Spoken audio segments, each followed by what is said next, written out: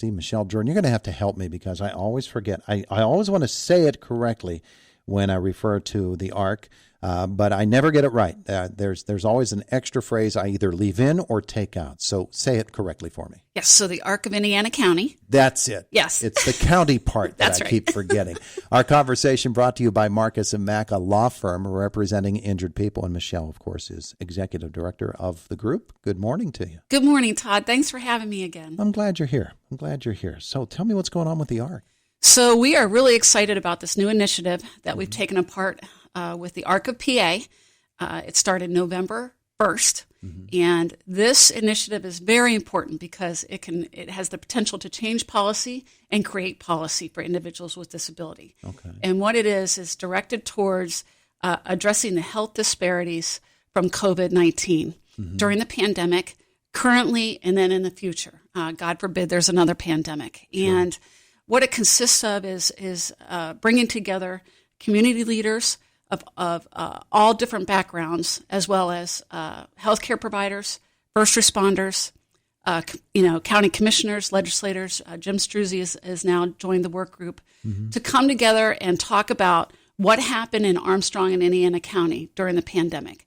What worked well, what didn't work well. Obviously, this is America's first pandemic, so the rollout and figuring out in the beginning how everything was going to get to everybody, how the information was rolled out, misinformation, everything that happened. If you can imagine, the average person was confused by it. Sure. If you're an individual with disabilities, it really got sticky. And what happened, the consequence that came out of that were actually lives were lost, Todd.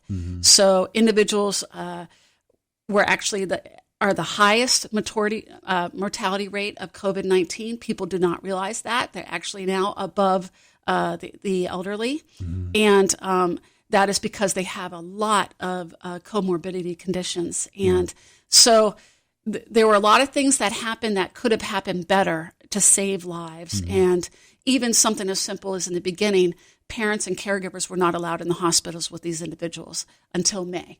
Until that was there was an outcry, and that was changed in May of 2020. But in March, they were not allowed. No one was allowed in with them. So that death rate was very high between March and May because the caregiver was not there. Yeah. So things like that, and coming together as this work group quarterly for the next 2 years. And this is being funded by the PA Department of Health and the Center for Disease Control. And we're getting individuals to come from, the group homes, at homes with their caregivers, to come and give their story, Todd, which is very important of how they were affected during COVID and what disparities did they experience, whether not being able to get a ride to the doctor, not understanding telehealth in order to get on with their doctor for their care.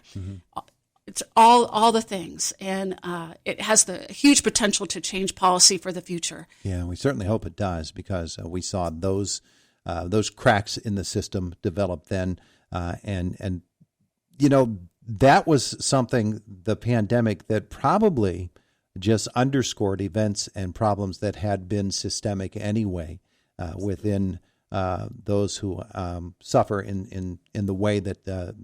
Intellectually, emotionally, that you deal with every day. I would guess as well that as a general public, we sort of have an idea that everybody who's in that situation has somebody there helping them all the time, helping them make decisions, right, and being able to guide them through some of the thornier problems that someone might come up with. And that's just not the case. It's not. Some individuals live independently and only have support now and then. Well, you cut off that support because there's a pandemic. That includes groceries. That includes, checking in on them, doing wellness checks. So it was, the severity was, pretty deep. And this is diving to the bottom of that, finding out what we need to do to have a plan in place right now, in the future. God forbid, like I said, if there's another pandemic. Making sure that policies in place that individuals are definitely addressed, especially in rural Pennsylvania, right? So, we're talking about Armar, we're talking about all the different areas of Armstrong and Indiana County that were isolated, or people were isolated. Sure. And they were deeply affected by the disparities of this pandemic. So you'll be meeting quarterly. First meeting has been held or is to be held? Yes, the first meeting was in November, but you can join this work group at any time. Just reach out to us. My IT guy from my website just now put everything on our Arc of Indiana County website. I'll give that to you in just a second, as well as the survey that we have attached to it. That is on there. We also have a listening tour that is going to be starting on the 18th of January that we're welcoming all the public to come to. Now, mind you, this initiative is for individuals with intellectual disabilities, but it actually covers all disabilities, Todd. So it runs the gamut of physical disabilities, veterans, you name it. It covers all disabilities.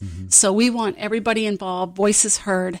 And the best way is to go onto our website, which is www.arcindiana.org. And there are links on there for you to register for the listening tour, as well as register for the work group and get the information on. Are the listening tour stops already all designated? No, they are not. So it's all online. It's all virtual right now, Todd. Hopefully next fall they'll be in person with the ARC of PA. So the ARC of PA is coming in to do these listening tours. But this information from the listening tours will go directly back to the Department of Health and the CDC to make changes. Yeah. And the listening tours, there's a scheduled date. So there's several throughout 2-week period. And you just have to register for that, and you'll get a link in an email, and then you can join that listening tour to be heard. So you mentioned the surveys, and the listening tour itself will help you to gather information as well. And that really is, I think, what you're telling me, the stage at which you are right now is let's gather the information, find out exactly what happened during the pandemic, as you said, what worked, what didn't, and then formulate a plan, I would assume, then to move forward. Absolutely. So we're collecting data. Getting the data from the community and the public and individuals with disabilities, their caregivers and parents, collecting that data, getting that data back to the ARC of PA. The ARC of PA is then, taking all that data and then coming up with positive solutions, right? Outcomes, positive solutions, and working with the Department of Health and getting that information back to them. So this is actually a national initiative, a state initiative, and then we're on the local end of the ARC of PA, which is running the And when you say something that is that big, people will get maybe the idea that it's going to be a big bureaucracy that is going to be just a roadblock. But this sounds like, since there is so much local involvement, that you want to clear that roadblock right away. And it's not a big agency-driven thing, but it's going to be locally driven by the people in the streets and in the agencies such as yours that actually are doing the work and meeting with the people and meeting their needs. Well, and I want people to know that the ARC itself, if you go to the ARC of US site or you go to the ARC of PA site, has a great history of changing policy, making things happen for individuals with disabilities. So with the ARC on board, as well as the leaders in the community, getting legislators on, the healthcare providers that are on, IRMC is joining this work group, all the different components. I think there's a great chance for our voice to be heard. Yeah. Now, IRMC, you mentioned Representative Strucy as well. What are some of the other agencies or individuals involved? So in Armstrong County, it's AIBDHP, which is the Armstrong Indiana County Behavioral Health Developmental Program, and then several other agencies in Armstrong County, as well as I have school teachers. I've got the Center for Independent Living coming out of Cambria County, which also covers Indiana County of South Central PA.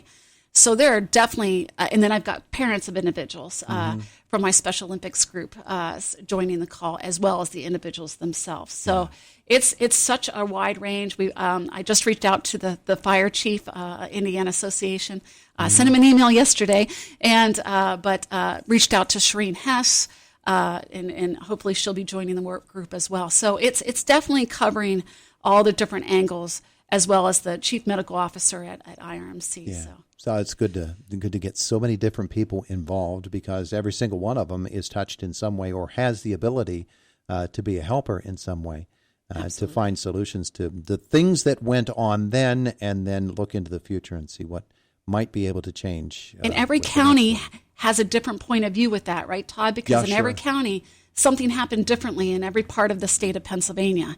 So maybe what rolled out in Philadelphia is completely different of what happened here in Armstrong and Indiana County. So we need individuals and people of the community to come out and definitely tell their story of how they felt the rollout happened. And this is not a political forum. This is what went wrong and lives were lost, and what do we need to do to change in order to protect this vulnerable population. Yeah, absolutely. We heard at the time as things were happening that a one-size-fits-all model is just not going to work with this because there are so many different needs expressed in so many different ways in so many different situations all across the Commonwealth.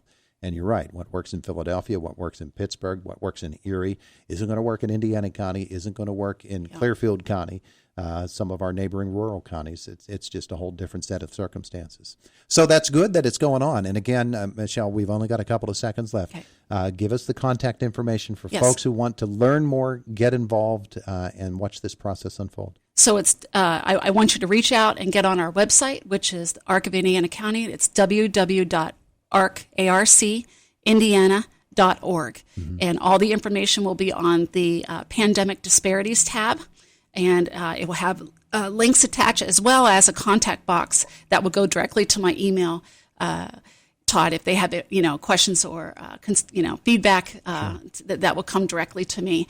And I also be able to just email people out links if they just want to contact me directly at mjordan@arcindiana.org. There you go. She's Michelle Jordan. It's ARC of Indiana County, and a very, very important effort that is just in its beginning stages. Thanks so much for coming in. Hey, thanks, Todd. Have a great day, everybody. You coming back next week? Talk I Special am. Olympics Talk about with Special us? Olympics, yes. Okay, very good. It is the voice of Indiana County, WCCS, 101.1 FM and AM 1160.